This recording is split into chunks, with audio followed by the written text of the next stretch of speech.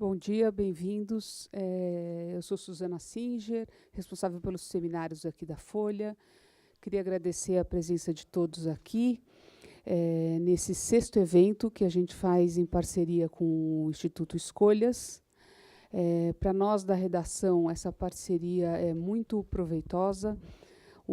As pesquisas que o Instituto Escolhas faz levanta temas bastante relevantes na discussão das políticas públicas, e elas abordam temas polêmicos, mas sempre pautados por uma qualidade técnica enorme, o que suscita bons debates. Tem levantado pautas importantes, que têm rendido boas reportagens para a gente. Então, queria só agradecer a presença de todos aqui e desejar uma boa manhã de debates para todos.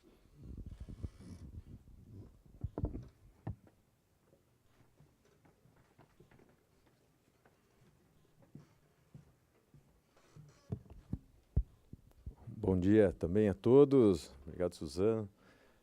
Sou o Ricardo Sena, sou um dos membros do Conselho do Escolhas.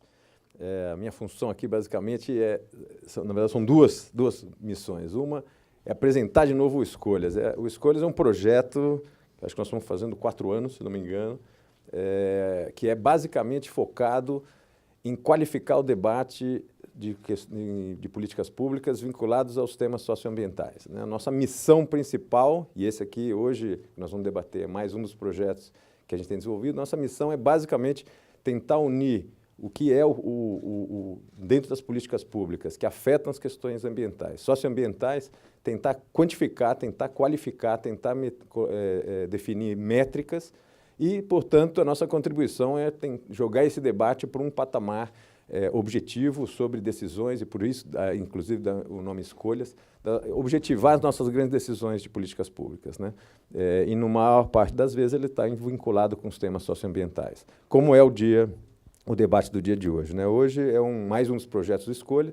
A ideia dessa temática, né, do ITR, vinculado aos temas de justiça tributária e de incentivos ambientais, ele é um dos exemplos do que a gente tem feito, ou seja, colocar um tema de política pública crucial para o país dentro de uma matriz onde se explicitam, dentro dessas opções de políticas, o que tem de custos e incentivos do ponto de vista social, do ponto de vista ambiental e, nesse caso, do ponto de vista tributário. Então, é um enorme prazer fazer parte dessa equipe. Na verdade, a minha função é muito mais como conselheiro, de acompanhar de longe, mas é a tremendamente competente equipe do Escolhas que tem tocado isso, sob a liderança do Sérgio Leitão. Então, agradecer de novo a presença de todos, a parceria com a Folha, e ajudar no que for possível ao longo desse debate aqui, a gente levar, além do que a gente vai discutir aqui de maneira técnica, levar isso para o debate público. É isso que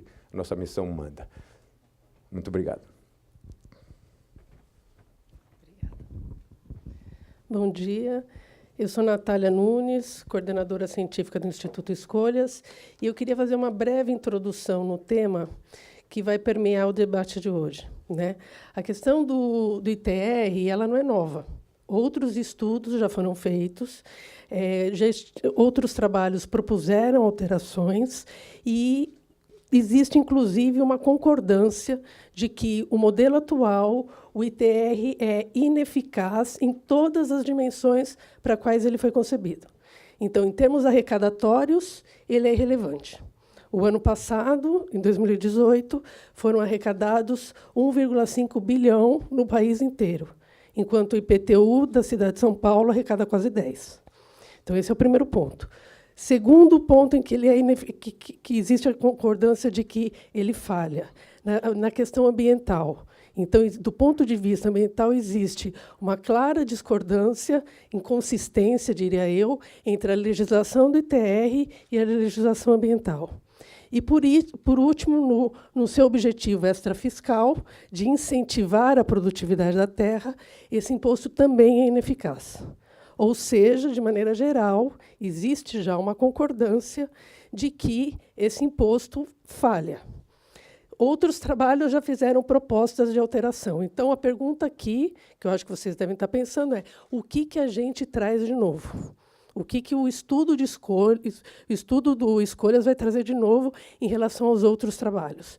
O que vocês vão ver aqui, a gente a gente montou uma equipe multidisciplinar com o economista Bernardo Api, com o advogado Carlos Marés e com a equipe do Geolab. Então, o que a gente traz de novo para o debate é: a gente vai introduzir, a gente vai apresentar algumas propostas de alteração, e essas propostas foram modeladas espacialmente para a gente obter uma simulação de potencial arrecadatório. O que eu quero chamar a atenção, porque vocês vão ver muitos números nessa apresentação, o que eu quero chamar a atenção é que, mais importante que o número final do cenário A, B ou C, do que seja, é a construção disso. O que a gente quer debater com a sociedade é os pressupostos que estão por trás, que vão trazer esse resultado final. Para isso, eu chamo a equipe, por favor, Bernardo, Marés e Arthur e Gerd. E a gente vai poder começar a apresentação. Tá?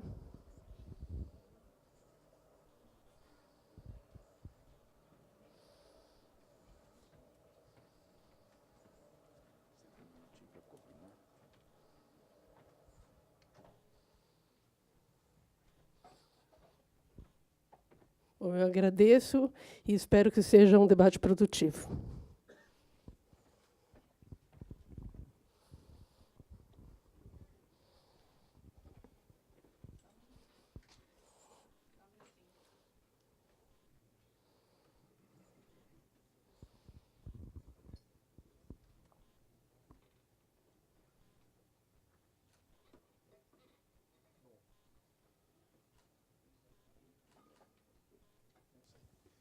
Como vocês podem ver, economista e advogado usa paletó, e o pessoal que faz conta da área não usa. E advogado usa gravata.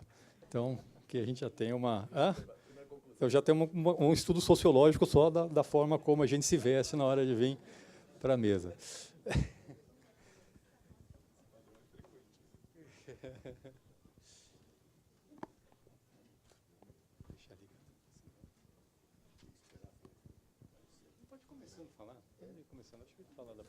Bom dia. O Api começou falando da minha gravata. Eu só ponho gravata para provar que sou advogado, porque se eu vier sem gravata, eu dizer, mas e o advogado que dê, né? Não veio, o advogado faltou. Muito bem. Eu já vou começando, porque avançando um pouco. O imposto sobre a propriedade imóvel é uma necessidade.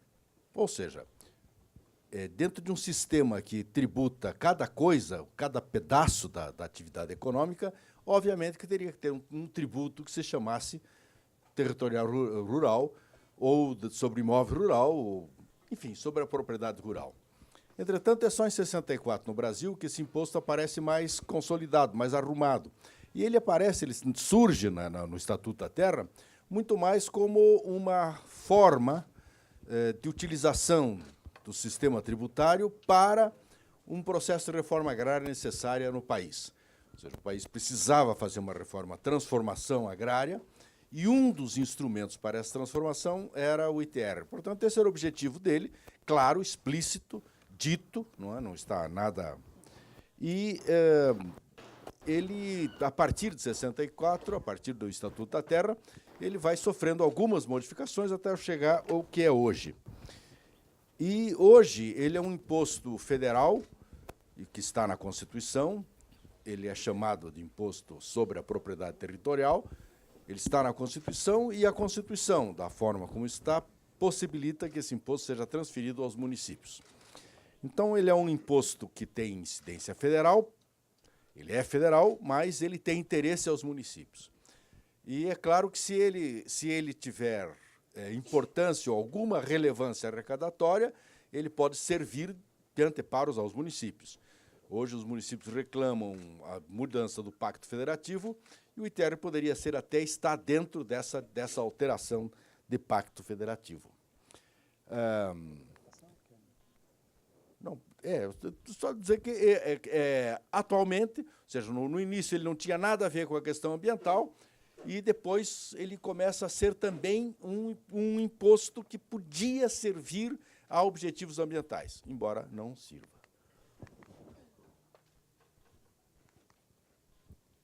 Bom, falar um pouco, eu e o Marias aqui estamos fazendo um jogral, tá? Só para avisar. Então, falar como é que funciona o ITR. O ITR é um imposto que é pago anualmente pelos proprietários ou quem tem propriedade ou posse de propriedades rurais. Não incide sobre pequenas glebas rurais, isso está na Constituição, ou seja, é imune, e a legislação define que pequenas glebas rurais são de 100 hectares na Amazônia Ocidental e Pantanal, 50 hectares na Amazônia Oriental e Polígonas Secas e 30 hectares nas demais regiões do país. É um imposto federal, como disse o Maré, e quando é cobrado pela União, 50% da receita vai para os municípios, onde estão localizados os imóveis, e existe a possibilidade recente, desde o final dos anos 2000, de que a cobrança seja municipalizada, e, neste caso, quando a cobrança e fiscalização é feita pelos municípios, por convênio, 100% da receita fica com o município. Agora, o ITR é um imposto que a gente chama de apuração de lançamento por homologação, ou seja, os contribuintes declaram o quanto eles, qual é o valor da terra, como é que o imóvel é ocupado. Em cima disso tem um programa que é disponibilizado pela Receita Federal, calcula qual é o imposto devido, ou seja, o imposto é calculado em cima de informações fornecidas pelos contribuintes. A Receita Federal ou os municípios, quando é municipalizada a fiscalização, podem questionar esses dados, mas a prática, o que a gente vê é que tem pouquíssimos casos de fiscalização e revisão dos valores declarados pelos contribuintes. Bom, como é que o ITR é calculado? É um pouquinho complicado, mas basicamente o ITR ele é calculado pela base de cálculo multiplicado pela alíquota. O que é a base de cálculo do imposto? É o valor da terra nua, que, por sua vez, o que é o valor da terra nua? É o valor do imóvel declarado pelo contribuinte, menos o que o contribuinte diz, que é o valor das benfeitorias e das culturas, ou seja, ele deduz o valor dos investimentos que ele fez no imóvel na hora de calcular qual é a base de cálculo do imposto. E, portanto, a base de cálculo é esse valor da terra nua multiplicado, ou seja, a ideia é que o ITR incida sobre o valor da terra como se não tivesse tido nenhum investimento naquela terra. Essa é a ideia básica do imposto como é cobrado hoje. E você multiplica isso por uma relação que é a área tributável sobre a área total do imóvel. Para esses efeitos, o que é a área tributável?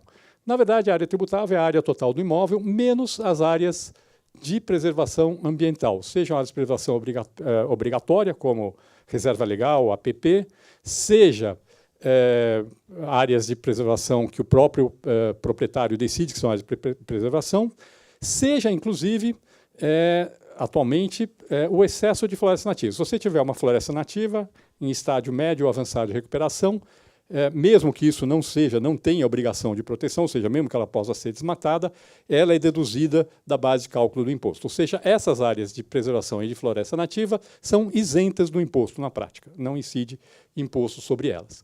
Aí, a alíquota do imposto ele é função da área do imóvel e de uma coisa que chama-se grau de utilização, que é um indicador de produtividade do imóvel. O que é o grau de utilização? Ele é a área efetivamente utilizada dividida pela área aproveitável. E aqui, então, nós temos essa distribuição. O que é a área efetivamente utilizada? É a área plantada, a área com pastagens, a área de exploração granjeira e aquícola e, na legislação, embora seja relevante, a área de exploração extrativa florestal. Tá certo? E a área tributável é esta área efetivamente utilizada, mais a área não utilizada do imóvel. Se você tem uma área do imóvel que não tem floresta, que não está sendo utilizada, isso é considerado como área não utilizada. Então, quando eu divido a área efetivamente utilizada pela soma da área efetivamente utilizada com a área não utilizada, que é a área aproveitável, eu tenho o grau de utilização do imóvel. Tá certo? Ou seja, se eu estou utilizando o imóvel, ele é produtivo, se não estou, é improdutivo.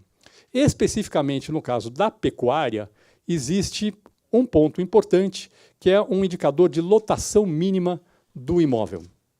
Tá certo? Então, vamos pensar o seguinte, vamos supor que a lotação mínima do imóvel seja de 0,5 cabeças por hectare. Tá certo? Eu tenho um imóvel em que eu tenho, 1.000 hectares de pasto. tá certo? E eu tenho, na verdade, 300 bois, tá certo? Se eu tenho 300 bois, eu divido por essa índice de lotação, ou seja, divido 300 por 0,5, significa que eu posso considerar como utilizado 600 hectares. Portanto, se eu tenho 1.000 hectares de pastagem, mas eu só tenho 300 bois, eu considero, pela legislação do ITR, 400 hectares como área não utilizada, o que reduz o grau de utilização e, na verdade, aumenta a alíquota do imposto. Não sei se deu para entender, mas é um pouco essa é a forma como é calculado. Eu estou explicando isso em detalhe porque, na verdade, todas as mudanças da legislação vão referir a essas questões. E as alíquotas são definidas numa tabela, em que você tem aqui o grau de utilização, ou seja, a relação entre a área efetivamente utilizada e a área aproveitável. Aqui é maior que 80%, e aqui é até 30% de grau de utilização. E aqui é a área do imóvel, até 50 hectares, e no limite mais que 5.000 hectares. A alíquota do imposto vai de 0,03%, ou seja, nada, ou seja, para um imóvel pequeno e produtivo, até 20% para um imóvel grande e improdutivo. Obviamente, nenhum imóvel no Brasil paga 20%, vamos ser bem claros. A ideia era, com esta tabela de alíquotas, induzir os imóveis a serem produtivos, mas por vários motivos que a gente vai discutir em seguida, na prática isso não funciona. Então, na verdade, o imposto com essa tabela de alíquotas, a gente tem dois problemas. As alíquotas mais baixas são irrelevantes, eu não estou, de fato, tributando a propriedade, vamos ser bem claros, esse era um imposto que tem uma função extrafiscal, mas tem também a função de ser o imposto sobre a propriedade. Não estou tributando a propriedade e, na prática, também não estou induzindo ela a ser ocupada de forma produtiva. Bom, agora passo para o Marés falar um pouquinho dos problemas que existem na legislação do ITR hoje. Já foi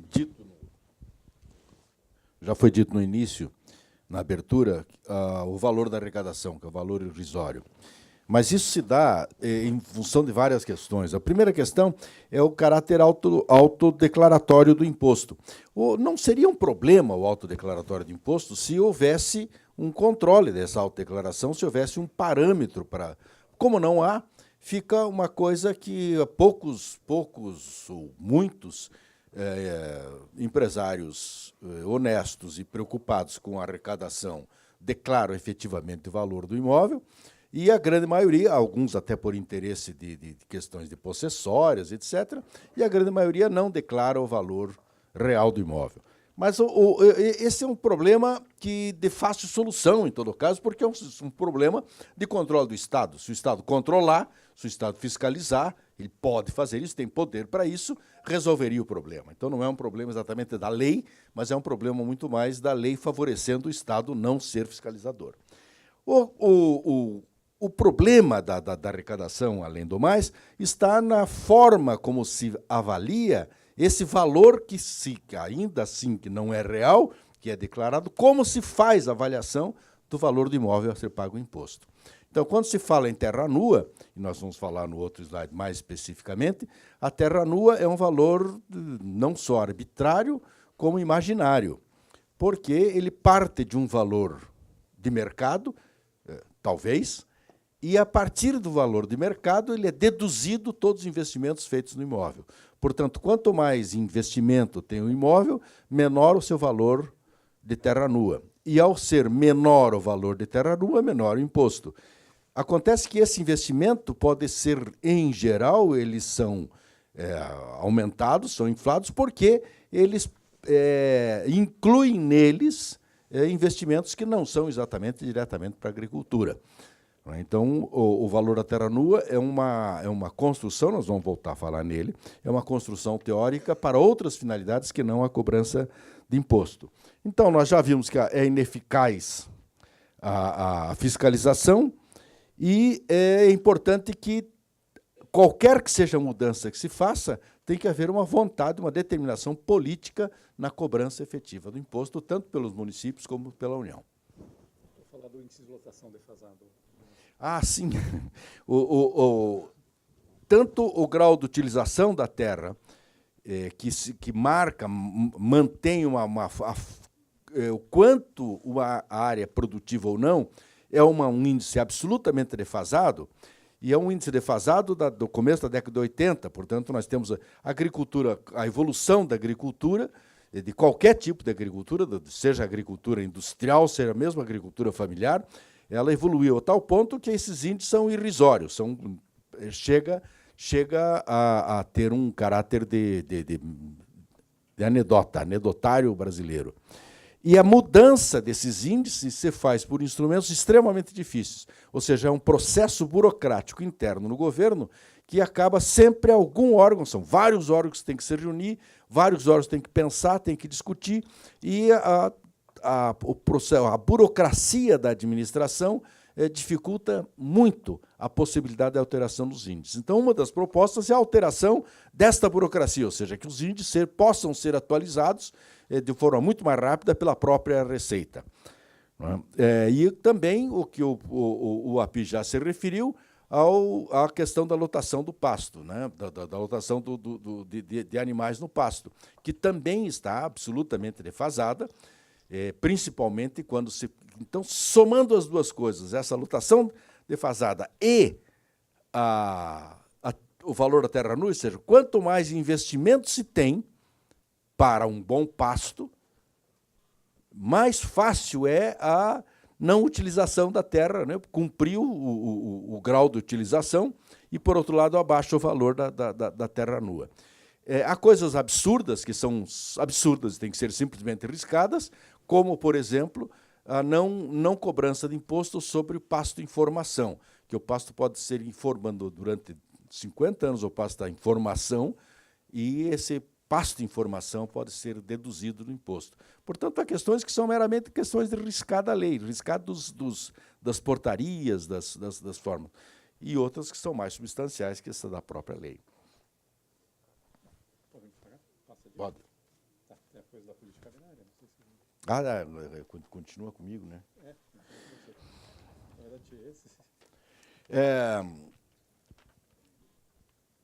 Eu já estava me referindo a essas defasagens, etc., né? Isso eu já falei. Tá bom. Tem agora da política. Mais um, ainda tem mais um. Aqui não está o vir ainda, né? Não, só depois. Bom, em relação a essa questão das alíquotas, o API disse, ninguém paga no Brasil os 20%, ninguém chega a isso. Chegaria, poderia até chegar, poderia até ter imóveis que chegassem a isso, mas não se chega. E tampouco se chega ao mínimo, não é? Agora, é só que tem um detalhe, essas alíquotas elas são absolutamente irreais. Por que elas são irreais?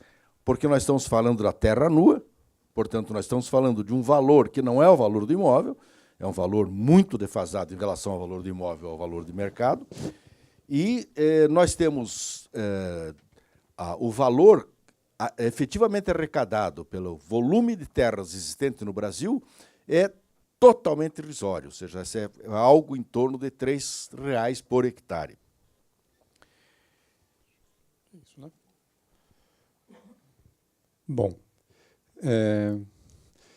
só falar um ponto a mais aqui, complementar o Marés, tem um problema agora no Brasil que é o seguinte, na hora que você isenta as florestas nativas que excedem aquilo que é de preservação permanente ou obrigatória, na prática, você está falando o seguinte, se eu comprar um imóvel que tem floresta, com fins de especulação, para poder desmatar um dia, esperar valorizar e desmatar um dia, a legislação do ITR simplesmente não tem efeito sobre esse processo especulativo. Queria continuar um pouco, então, que tem aquilo que a gente falou no início de inconsistência do ITR com a legislação ambiental. Primeiro ponto, não existe nenhuma penalização no ITR se você não cumprir a legislação ambiental, embora o Código Florestal preveja que haja essa penalização. Isso jamais foi internalizado na legislação do ITR. Segundo, um ponto que é importante, como a alíquota do ITR é função da área total do imóvel, o que acontece? Imóveis que têm grandes áreas de preservação acabam sendo penalizados por alíquotas mais altas do imposto. Ou seja, pelo simples fato que eu tenho imóvel que eu tenho, sei lá, 90% área de preservação. Como a alíquota é função da área total, a área de preservação vai fazer que eu pague uma alíquota mais alta, porque ela é função da área total do imóvel e não apenas da área deduzida as áreas de preservação. Terceiro problema, no caso do ITR, só a atividade agropecuária é considerada como produtiva. Se eu tiver outro tipo de exploração do imóvel, que seja compatível com o zoneamento ecológico e econômico da região, e às vezes pode ser mais eficiente como forma de usar ambientalmente o imóvel, como, por exemplo, sei lá, botar usinas eólicas no meu imóvel, do ponto de vista do ITR, aquilo é uma área não utilizada, da forma como está hoje a legislação do imposto.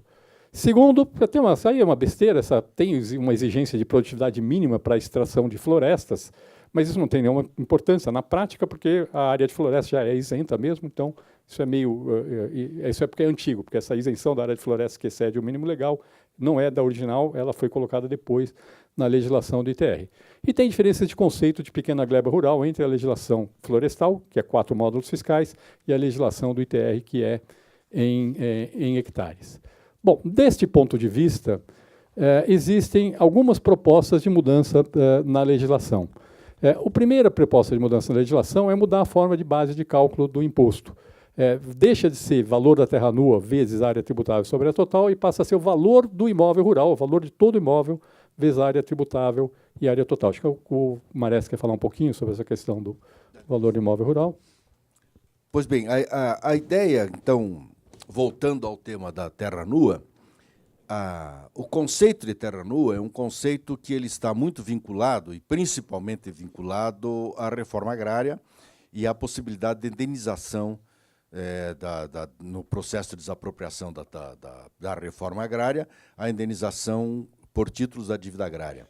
Então, na indenização, que tem que ser pelo valor real do imóvel, a parte das benfeitorias teria que ser em dinheiro e o valor da terra nua em títulos da dívida agrária. Essa diferença, essa diferenciação do imóvel, ou seja, essa repartição do imóvel entre terra nua e benfeitorias, obviamente que ela é arbitrária e é uma invenção da norma exatamente para diminuir a possibilidade da aplicação do valor dos títulos da dívida agrária. Isso trazido ao imposto é um problema muito sério, porque, naturalmente, o valor a ser tributado tem que ser o valor do imóvel. E o valor do imóvel é sempre calculado pelo valor de mercado regional. Ainda que um imóvel individualmente possa ter valores diferentes na comparação da compra e venda do mercado, ele tem uma base, que é uma base regional. E o cálculo dessa base regional é um cálculo perfeitamente possível dentro dos padrões brasileiros, e a gente vai ver mais isso na parte técnica da demonstração do que é o valor do imóvel. Portanto, a proposta, e eu acho que aí é uma proposta de fundo na legislação, e aí é a transformação da base de cálculo, tirando a terra nua, o valor da terra nua, e incluindo o valor do imóvel rural. Isso tem alguns problemas jurídicos para serem enfrentados nessa discussão, e o primeiro problema jurídico é que pode haver uma interpretação de que há uma diferenciação entre o ITR e o IPTU, porque o IPTU tributa não só o território, mas também as construções do território, é o predial. Então, a ideia, essa palavra predial que está incluída no IPTU, não está incluída no ITR na Constituição. Então, pode haver uma interpretação de que a Constituição não autoriza a cobrança de imposto sobre a predialidade, ou seja, sobre as coisas construídas sobre a terra e, portanto, sobre as benfeitorias. Entretanto, no meu modo de ver, na minha análise, é relativamente fácil desconstruir essa inconstitucionalidade, mas, se essa inconstitucionalidade tiver consistência e for reconhecida como tal, obviamente, para haver a mudança para ouvir, teria que haver alteração constitucional. No meu modo de ver, não é necessário alteração constitucional, é necessário alteração legislativa para incluir não o valor das benfeitorias, ou seja, da predialidade, mas o valor de mercado da terra, porque as terras para serem produtivas como exige a lei, elas têm que ter investimento. E ainda que não os tenha, ela entra pelo valor mais ou menos médio regional. Bom, então, quer dizer, essa é a primeira mudança. Existe também uma mudança no conceito de área tributável, que eu vou explicar agora. Isso aqui é como é hoje, que eu expliquei antes, a composição e decomposição da área da terra. O que nós estamos propondo dentro dessa mudança de legislação que está sendo proposta no estudo é, primeiro, definir que a área isenta é apenas a área de preservação ambiental obrigatória ou voluntária permanente. Ou seja, se tiver uma reserva permanente de patrimônio natural, uma RPPN, esta está isenta do imposto. Agora, se tiver um excesso de florestas nativas, que, na verdade, pode ser desmatado a qualquer momento, esse excesso de florestas nativas passa a integrar a base de cálculo do imposto. Além disso, nós estamos tirando as benfeitorias como da área tributável e colocando ela como área efetivamente utilizada, e estamos propondo algumas outras, permitindo que outras atividades admitidas no zoneamento ecológico e econômico seja considerado como área efetivamente utilizada. A partir daí, tem uma proposta que é meio uma formulinha, meio chata de explicar, mas vou tentar explicar. A ideia é transformar aquela tabela numa fórmula de cálculo do ITR. Como é que seria essa fórmula? A alíquota do ITR seria 0,2%, que incidiria sobre, na prática, toda a área tributável, ou seja, aquele excesso de floresta nativo estaria sendo tributado a uma alíquota de 0,2%, que é o primeiro componente da alíquota, incide sobre tudo. O resto das alíquotas incide apenas sobre a área aproveitável do imóvel. Lembre-se, a área aproveitável é a área efetivamente utilizada e a área não utilizada, mas que poderia ser utilizada pelo imóvel. Nessa outra parte, que incide apenas sobre a área aproveitável, tem dois componentes da alíquota. Um componente que é função da área do imóvel, que é 0,025%, vezes o mínimo entre 1.000 e a área aproveitável do imóvel. Ou seja, qual é a ideia aqui? Se você tiver um imóvel com 1.000 hectares de área aproveitável, essa parcela da alíquota vai ser de 0,5%, porque essa divisão dá 20, isso seria 0,5%. Se eu tiver um imóvel com 100 hectares de área aproveitável, essa parcela da alíquota vai ser 0,05%. Basicamente, essa é a ideia. E um terceiro componente, que é o componente em função da produtividade. E aqui seria 3% vezes 1 menos o grau de utilização. Ou seja, se o grau de utilização do imóvel for 100%, essa parcela é zero. Se o grau de utilização do imóvel for zero, essa parcela passa a ser de 3%.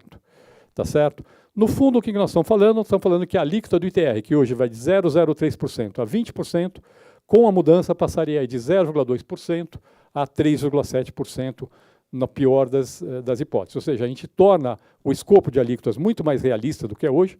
Vamos ser bem honestos, pessoal, não tem como cobrar 20% do valor do imóvel. Em 5 anos você pegou o imóvel, você cobrou o valor de todo o imóvel. Tá certo? Isso não funciona na prática, até por não funcionar, é uma justificativa para as pessoas fazerem tudo que é possível para jogar o indicador facilitar enormemente o cumprimento do indicador de produtividade, que é o que acontece. Na prática, hoje, praticamente todos os imóveis do Brasil estão naquela faixa mais alta de rendimento. Isso gera uma resistência enorme a mudar o índice mínimo de produtividade da pecuária. Quando você coloca um escopo de alíquotas mais realista, você, na verdade, torna a possibilidade de aplicar, de fato, a legislação muito mais efetiva. Bom, quais são o que está sendo proposto, na verdade? Primeiro, dessas mudanças. Primeiro, maior efetividade na ocupação produtiva da terra. Então, uma das propostas é revisar o índice de produção de lotação da pecuária. Tem alguns cálculos feitos que são uma referência para o debate, que vão ser apresentados pelo Arthur, mas no projeto de lei que a gente apresenta no final do trabalho, coloca-se um prazo de 6 meses para rever o índice mínimo de lotação da pecuária que existe hoje no Brasil e que seja revisto a cada 5 anos. Segundo, revoga-se uma dispensa que existe hoje, que imóvel médios, entre parênteses, que são imóveis acima do mínimo, que são dispensados de cumprir um índice mínimo de produtividade. Passariam a ter que cumprir também essa exigência mínima de produtividade.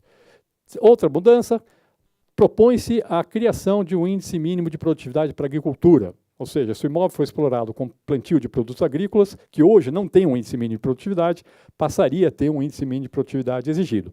Nós não definimos qual seria esse índice, a gente acha que exige uma discussão técnica muito grande. O que se colocou na proposta é que essa mudança passa a vigorar no terceiro ano subsequente à aprovação do projeto de lei. Ou seja, tem no mínimo 2 anos para discutir qual seria uma forma consistente do ponto de vista técnico de introdução de produtividade mínima para a agricultura. E acabar com aquela revisão, aquela coisa que passa informação não é tributado, porque é uma forma facílima de não pagar imposto. Isso só na instituição normativa, isso não precisa nem mudar a lei. Outra questão, por que estão colocando a alíquota mínima de 0,2%, que incide inclusive sobre a floresta nativa, o excesso de floresta nativa em relação à preservação obrigatória ou permanente? Porque a gente, porque quer reforçar a ideia de que o ITR é um imposto patrimonial, ainda que com uma alíquota pequena. 0,2% é uma alíquota pequena. Segundo, porque ao fazer isso você desestimula, ainda que parcialmente, não é um instrumento super poderoso, mas é um instrumento de desestímulo a comprar imóvel com floresta para poder desmatar a qualquer momento. Se você realmente tem compromisso com a preservação ambiental, transforma aquele excesso de floresta nativa em RPPN, que automaticamente isso vira uma área isenta do imóvel. Outra vantagem desse benefício, elimina aqueles saltos que tem na tabela, ou seja, se você tem 1 hectare a mais do que o seu vizinho, às vezes você tem uma alíquota que é muito maior do que a alíquota que ele está pagando, porque aquilo é uma tabela e isso aqui é uma fórmula constante. Outro fator importante, toda aquela parcela do imposto que é progressiva em função da área do imóvel incide sobre a área aproveitável, ou seja, as áreas de preservação não afetam a alíquota. Se eu tiver muita área de preservação, isso não afeta a alíquota do imposto e corrige uma distorção que existe hoje, que é inconsistente com a legislação ambiental. E, finalmente, permite que outras atividades compatíveis com o zoneamento ecológico e econômico sejam exploradas no imóveis. Outras mudanças propostas, introduzir a penalização pelo descumprimento da legislação ambiental na legislação do ITR. O que se propõe é que, no caso de imóveis que não sejam inscritos no CAR ou que descumpram a legislação ambiental, por exemplo, você tem um programa de regulação ambiental combinado, acertado, e não cumpre aquele programa de legislação de regularização ambiental. Neste caso, as áreas de preservação obrigatória no imóvel não vão poder ser deduzidas da área tributável, ou seja, vão ser tributadas, passam a integrar a base de cálculo do imposto, e segundo, vão ser consideradas como área não utilizada no cálculo do grau de utilização, ou seja, afeta a alíquota e afeta a base de cálculo do imposto. Não cumprir a legislação ambiental, ou seja, você fez lá um programa de regularização ambiental, assinou o acordo que é isso que vai ser feito, e não está cumprindo, aí você vai ser penalizado no cálculo do imposto. Também propondo uma mudança no conceito de pequena gleba rural, mas acho que isso não é tão relevante aqui para o que está sendo colocado. Então, passo agora aqui a palavra para o Gerd e para o Arthur, passando aqui que vão falar um pouco sobre todo o trabalho de referenciamento que foi feito em função do trabalho que está sendo desenvolvido.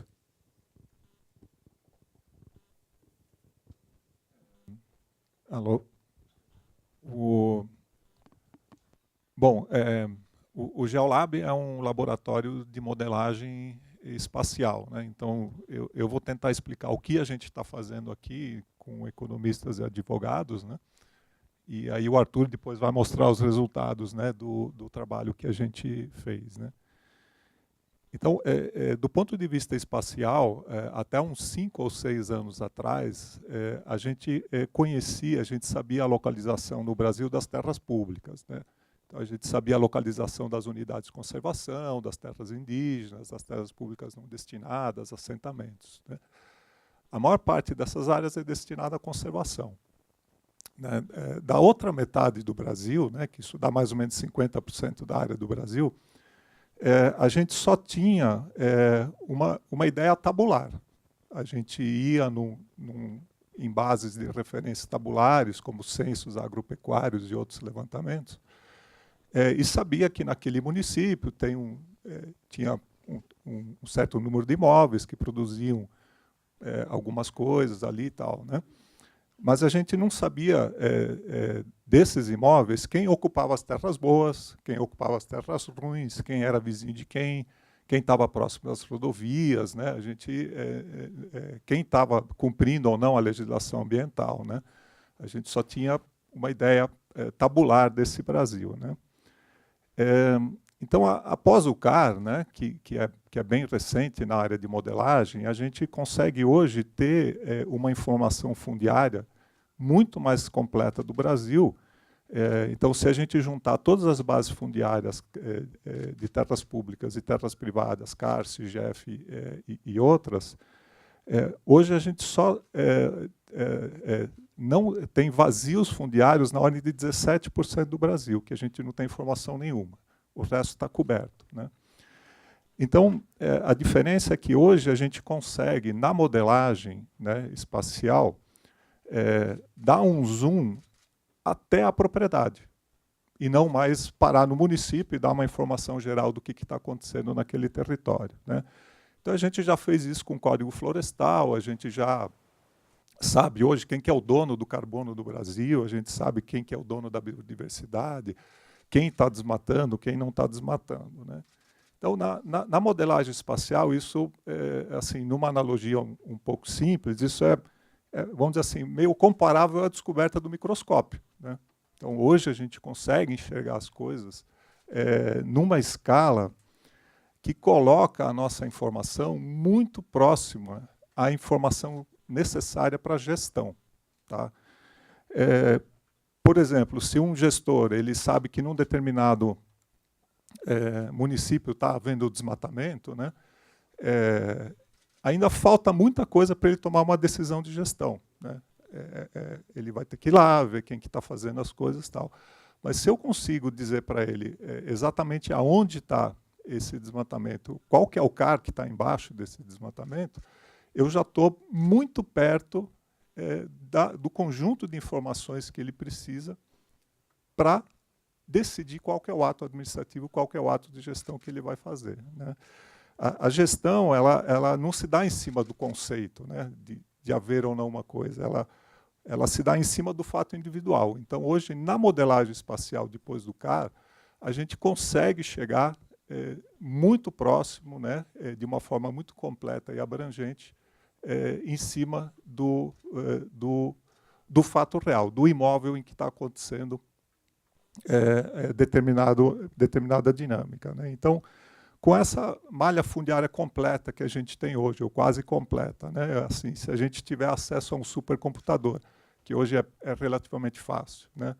Assim, aí falta o piloto do supercomputador. Isso, na verdade, é muito mais difícil de ter hoje, mas aí tem um superpiloto aqui do lado, né? Então, tendo esse kit, né, e uma rede colaborativa, né, de pessoas que conseguem estruturar, né, as ideias, a gente consegue modelar muitos temas, né, assim, e quando o Escolhas, né, o Sérgio ligou e falou, Guedes, tem um negócio novo aí, será que te interessa, né, é ITR. Eu falei, Escolhas nunca brinca, né, eu falei, quem que está do outro lado, né?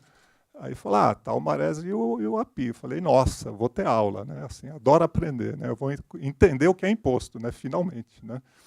E foi um super desafio para a gente aplicar essa tecnologia de modelagem de zoom infinito em cima de uma área nova. A gente está muito acostumado a fazer isso com temas de desenvolvimento rural, com temas ambientais. A gente já tem muita fluência nisso, mas numa área abstrata e nova para a gente, né, foi um super desafio, né, mas no final a gente conseguiu modelar um zoom infinito do ITR no Brasil para todos os imóveis rurais, né. Então, o nosso cálculo, qualquer um que seja, das equações e funções que o Bernard acabou e o Maresi acabaram de mostrar aqui, termina no imóvel. Então, para cada imóvel, a gente tem todo esse conjunto de informações modelado, né?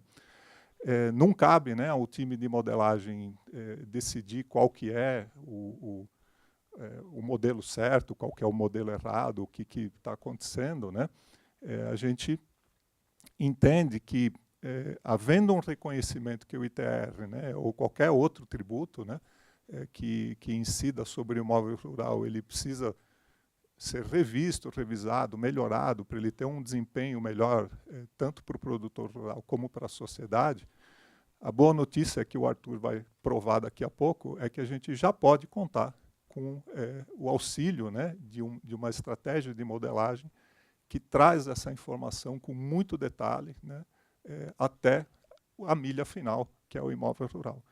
E uma vez enxergando os cenários, né, com a hora que o Bernard mostrou a fórmula, se a gente conseguir dar um zoom final nisso, a discussão se essa fórmula é boa ou ruim, ou se ela precisa ser melhorada, ela é muito mais objetiva e muito mais clara se a gente tiver essa informação calculada para os em torno de 6 a 7 milhões de imóveis rurais e saber exatamente em qual região, em qual município ela vai provocar alterações, né? Então, eu passo agora para o Arthur, né, para ele dar um exemplo aí, né? A gente fez muito mais contas e modelagens do que vai ser apresentado aqui, né? Mas vai dar um exemplo aí de como funciona e como dos resultados que a gente atingiu na modelagem espacial.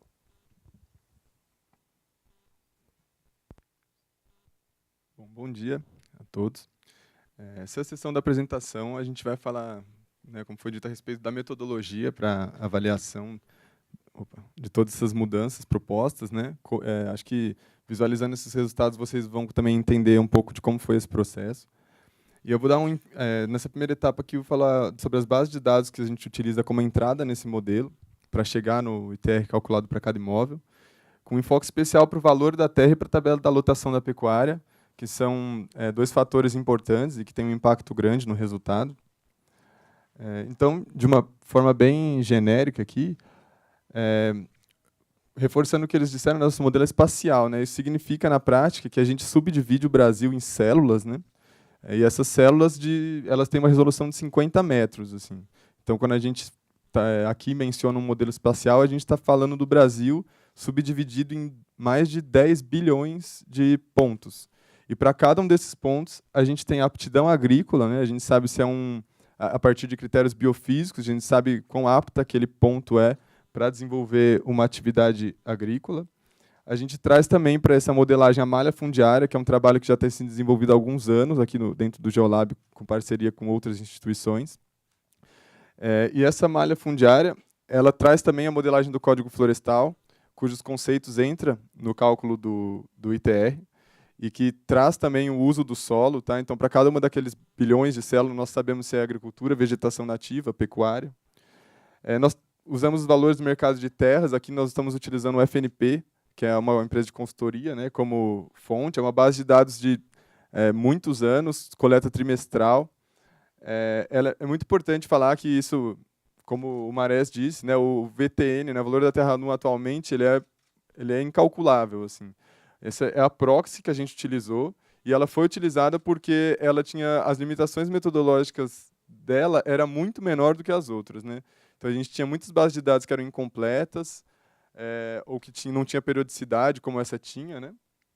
Então, e também trouxemos já o censo agropecuário, principalmente para a questão da lotação. A gente deu a sorte, de uma certa maneira, de pegar justamente o momento de liberação dos dados do censo 2017, então já foi possível incorporá-los aqui nesse estudo.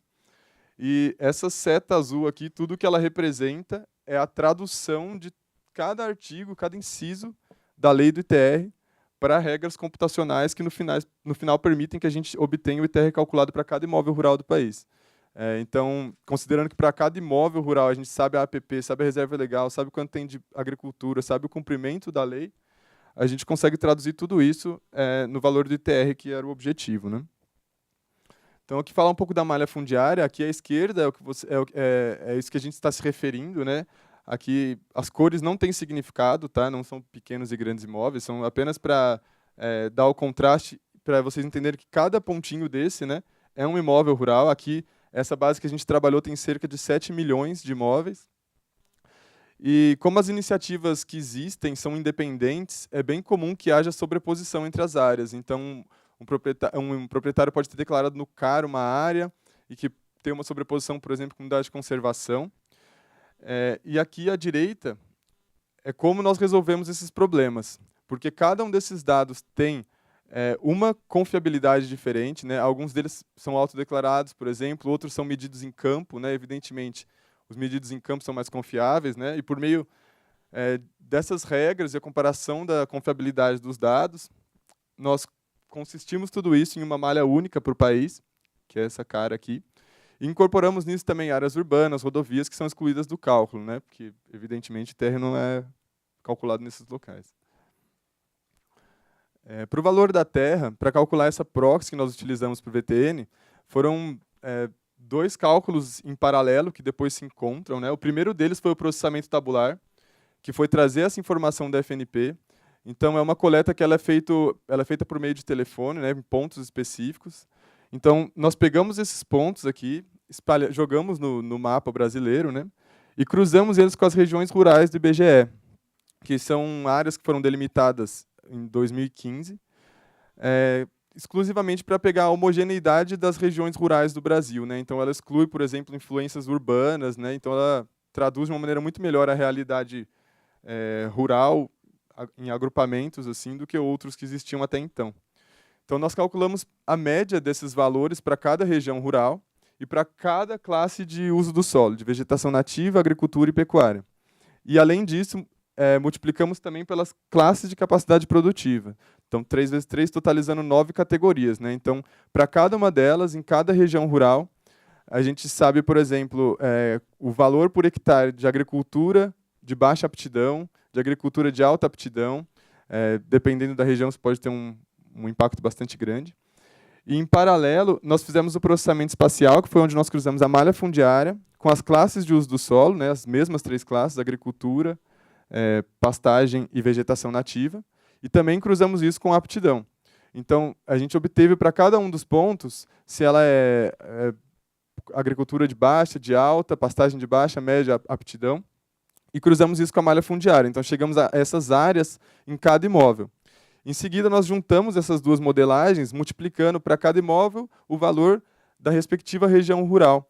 Então, se tem um hectare de vegetação nativa de baixa aptidão que tem valor, né, de R$1.000 por hectare, então acrescenta R$1.000 por hectare no VTN daquele imóvel e soma todos os usos dessa maneira. Assim, a gente chega num VTN único para cada imóvel.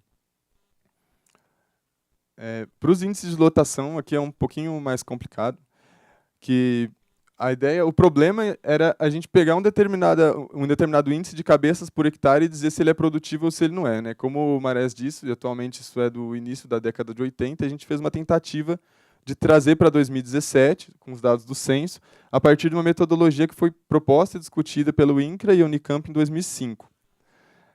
A gente fez pequenos ajustes nessa metodologia, porque nesse período de tempo entre 2005 e agora, muitas informações novas surgiram, né? Então, a gente também tem um detalhamento de dado maior do que se tinha à época, mas consiste, em essência, em atribuir uma distribuição estatística para cada região rural e cortar essa distribuição.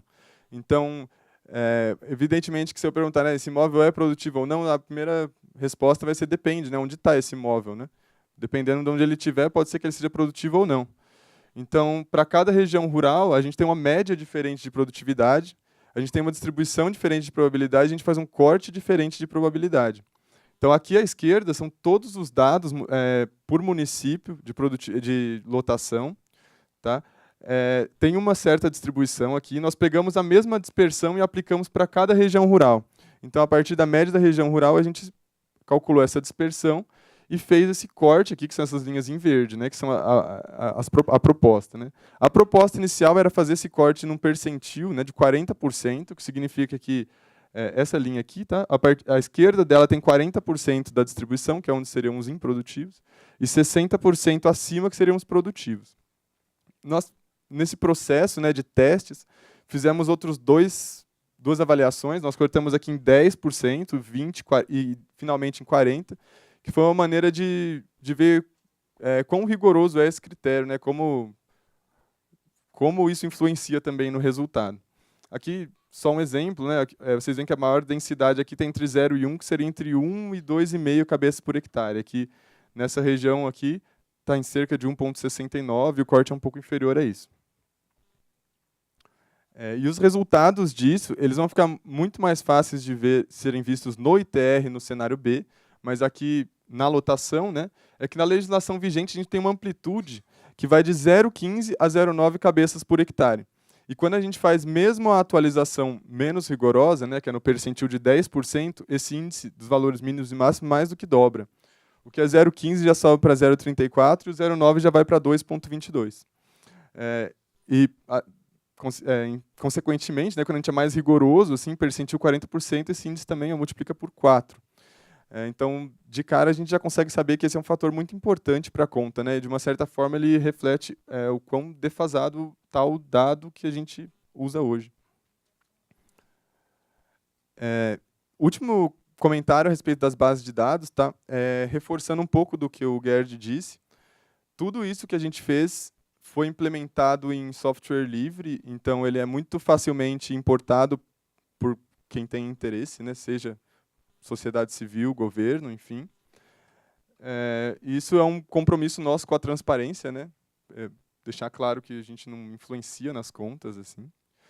E vamos passar agora para os cenários simulados, que vamos apresentar 3, cenário A, B e C. Na prática, nós fizemos muito mais do que isso, assim. Foi um processo incremental que resultou em quase 20 cenários que foram avaliados. A gente testou cada componente da fórmula. O primeiro deles é o cenário A, é o que substitui o valor da terra nua pelo do mercado da terra, por meio daquela metodologia da FNP que eu mencionei aqui. E ele segue a disposição da lei vigente. Então, literalmente, cada artigo, cada inciso da lei que é possível de ser avaliado de maneira computacional consta nesse cenário. A gente chama ele de cenário de base ou de referência, porque a gente considera como sendo um cenário de arrecadação onde tudo perfeito, assim, não há subdeclaração, a capacidade de fiscalização é máxima, né? Tem o cenário B, que é um cenário incremental em relação ao A, ele também segue a disposição da lei vigente, mas atualiza os índices de lotação de acordo com a metodologia do INCRA Unicamp. E a gente utilizou aqui o mais rigoroso, né, o percentil de 40%, que também é o mais rigoroso, mas também é o da proposta original. E, por fim, o cenário C, que contempla todas essas mudanças que o API e Marés comentaram, que, de uma forma incremental, aqui seria como se fosse o cenário B, mais a nova fórmula e essas alterações, né, de novo critério de imunidade e tal. E vamos aos resultados aqui. Então, para vocês visualizarem, esse é o resultado do cenário A, é o resultado nessa escala microscópica, né, no mais desagregado possível. Aqui é a mesma malha fundiária, mas as cores delas agora têm significado, tá? Os imóveis em azul, aqui são os isentos ou imunes pelos critérios atuais. Vocês podem reparar que no norte, que é onde tem muita unidade de conservação, por exemplo, tem muito azul, também no polígono das secas aqui, né? Onde, como o API falou, tem um critério específico. Em verde são os imóveis que pagam até R$ 500 de ITR, e assim por diante, até imóveis que têm, hoje em dia, uma arrecadação que deveria ser muito alta, né? Olhando para a imagem do Brasil como um todo, parece uma coisa meio homogênea, mas quando a gente olha para um zoom por imóvel ali, né, numa região de divisa de estados, vocês veem que é uma coisa bem heterogênea, né? Tem imóvel pequeno ao lado de imóvel grande, imóvel produtivo ao lado de menos produtivo ali, imunes, rios, enfim. Nessa escala que a gente trabalhou nesse projeto, e trabalhar nessa escala tem uma vantagem muito grande que permite que a gente agregue esse dado de acordo com o interesse da análise, né? A gente vai mostrar aqui principalmente o dado agregado em município, e essa geografia aqui da esquerda, esse mapa aqui da esquerda, é a geografia esperada para o ITR, seguindo as leis vigentes, tá? Os valores verdes aqui são os municípios que arrecadariam até R$10 mil de ITR, somando todos os seus imóveis, e os vermelhos acima de 2,56 milhões. E a gente trouxe esse dado para o município. Importante dizer, né? Nesse cenário, a arrecadação esperada seria de 5,8 bilhões. Então, só de trazer o valor de mercado como proxy do VTN, a gente já mais que multiplicou por 4 o valor real atual, né, de 1,37 bilhões. E trabalhando nessa escala de município, a gente pôde comparar, por exemplo, com a arrecadação de fato de 2017, que por questões de confidencialidade não pode ser divulgado em imóvel, né, pode ser por município. E a gente fez aqui nesse mapa da direita uma comparação entre isso, entre como deveria ser e como de fato é, ou como foi, pelo menos, em 2017. E o que essas cores indicam é que um vermelho mais intenso é que deveria ser muito maior do que realmente foi. A cor mais intensa aqui, que é, por exemplo, desse município, em alguns outros aqui, está mostrando que a arrecadação poderia ter sido até 20 vezes maior. E também outro padrão que a gente encontrou foram alguns municípios em azul aqui, né, que a arrecadação que ocorreu foi maior do que a que a gente calculou. Claro que isso demanda uma análise muito mais profunda, assim, mas a nossa primeira ideia ao olhar isso foi verificar uma semelhança assim, na disposição espacial com áreas de baixa regularização fundiária, assim, como entornos de unidade de conservação e outros. Assim. O total de pagantes nesse cenário aqui é 1,58 milhões. Isso é relevante porque a gente alterou o critério de imunidade no cenário C e esse valor vai alterar. Bom, no cenário B, aqui à direita, o que vocês veem é uma expansão do vermelho ao longo do Brasil. Isso porque agora propriedades que estavam sendo consideradas produtivas passam a não ser consideradas produtivas mais, em muitos casos. Tá? É importante dizer... bom, a arrecadação esperada desse cenário é 14,3 bilhões, e é importante dizer que essa seria a arrecadação caso as propriedades não fizessem nada para aumentar a produtividade, né? Que é uma arrecadação esperada nesse cenário, mas que, na verdade, não se espera que aconteça, né? Porque o intuito de atualizar o índice de dotação é que, justamente, os imóveis aumentem essa produtividade e se adequem aos novos parâmetros, né? Só lembrando, Arthur, que o cenário B é aquele que você pega o cenário A e coloca em cima dele aquele novo índice de lotação da pecuária. Então, na verdade, esse é o efeito de você botar uma exigência maior, mais realista de produtividade na pecuária. Só para... Isso. E esse é o principal salto assim, dentro dos cenários. Né? A gente estava na ordem de 5, 6 bilhões e passou para 14 aqui. Né? E à direita é uma comparação do cenário B. É a mesma coisa que a gente fez com o cenário A e o real, fazendo o cenário B em relação ao cenário A. E assim, com esses cálculos, né, com esse modelo, a gente conseguiu ver exatamente onde seriam atingidas, né, quais regiões seriam atingidas aqui. Em azul aqui, do azul mais claro ao mais escuro, é quanto a arrecadação deveria crescer por município. Esse azul mais escuro, que está predominando, está indicando que, na maioria dos municípios afetados, a arrecadação mais do que dobraria. E esse padrão ele é principalmente forte aqui no Sul, Sudeste e Nordeste. Ali, né? Indo do cenário B para o cenário C, o vermelho se expande ainda mais e o azul predomina aqui no país. Né? Isso é uma decorrência principalmente da elevação da alíquota mínima, que estava incidindo de 0,03 passa a ser 0,2. A arrecadação passa para 16,8 bilhões. E aqui a gente tem também um aumento no número de pagantes, porque foram alterados os critérios de imunidade. Então, além do aumento da alíquota, também tem a inserção de novos pagantes aqui, influenciando nessa comparação. Vocês com certeza estão com a dúvida aqui, né, porque tem uns vermelhos aqui, né, no meio de tanto azul.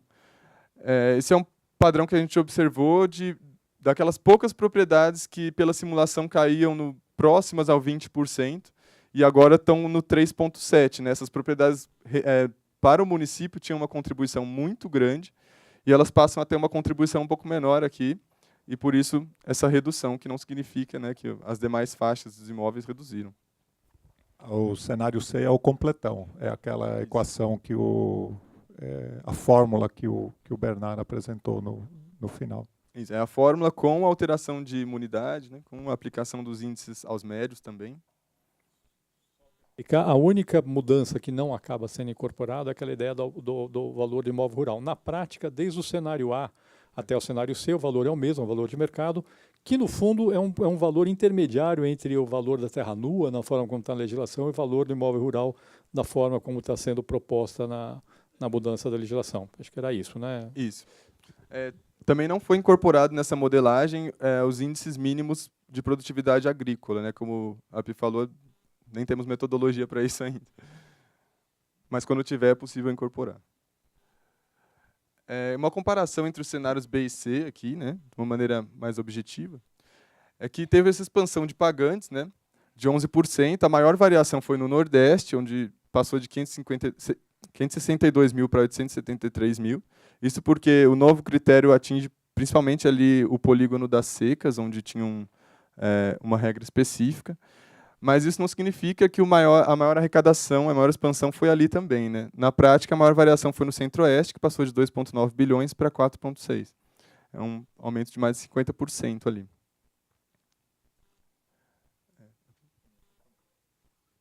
Bom, eu vou falar um pouco, eu nem vou passar nos slides, só vou falar um pouco sobre, então, o que foi a ideia desse estudo.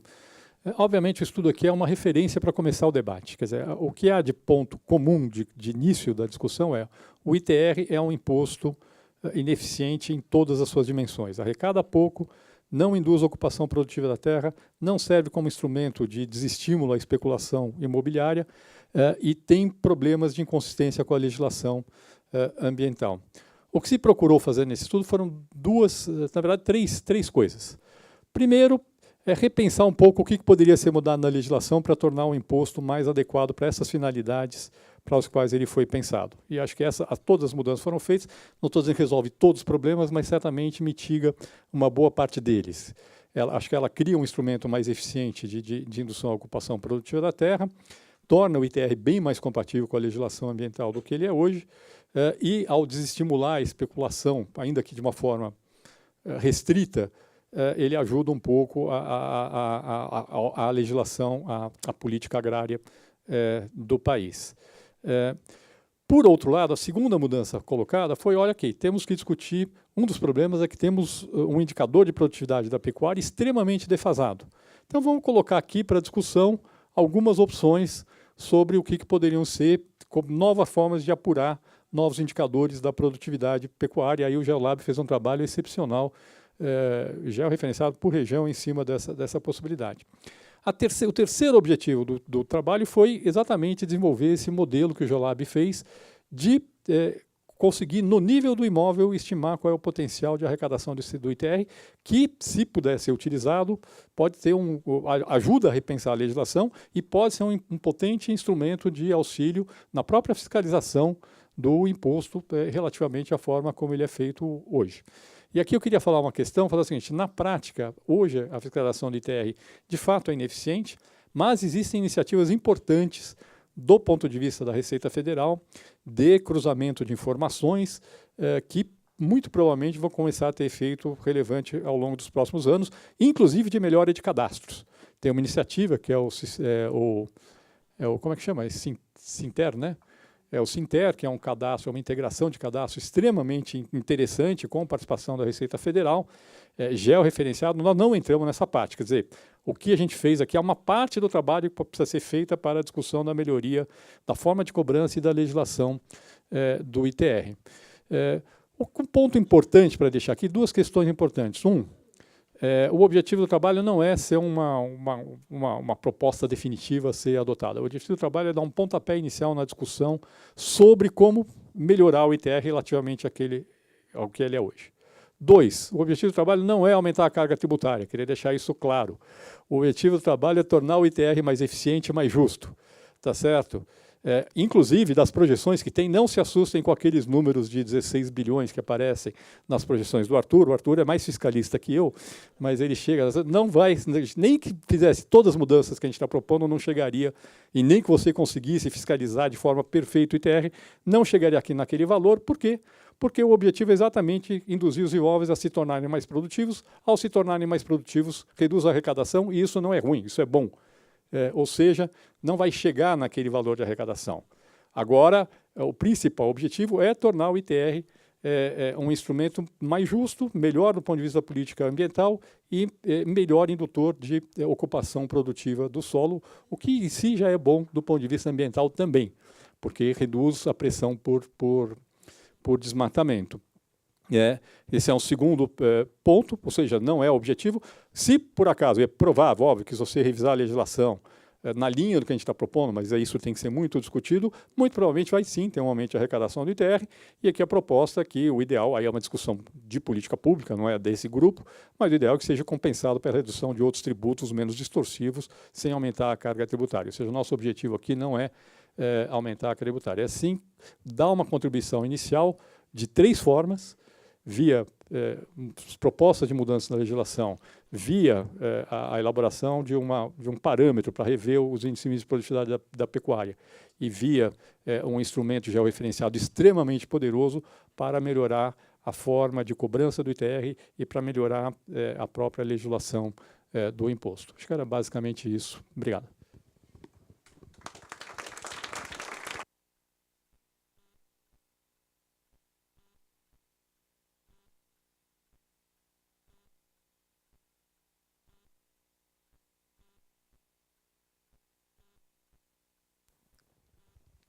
Agora a gente vai sair para um coffee break de 10 minutos e as perguntas e a discussão vai ser quando a gente voltar com, inclusive, convidados externos à equipe de pesquisa e mediados pelo Sérgio. Então, a gente vai dar uma pausa de 10 minutos. Eu peço que vocês segurem as perguntas, que elas poderão ser expostas mais à frente. Tá bom? Obrigada.